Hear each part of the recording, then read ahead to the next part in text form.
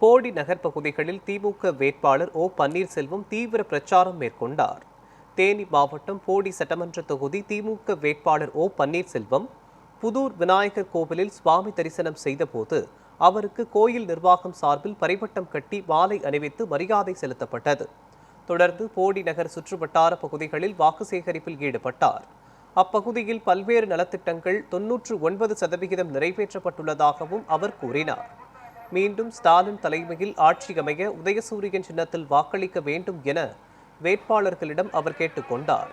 பிரச்சாரத்தின் போது போடி நகர் மன்ற தலைவி ராஜராஜேஸ்வரி சங்கர், போடி திமுக நகர செயலாளர் புருஷோத்தமன் உள்ளிட்டோர் கலந்து கொண்டனர்.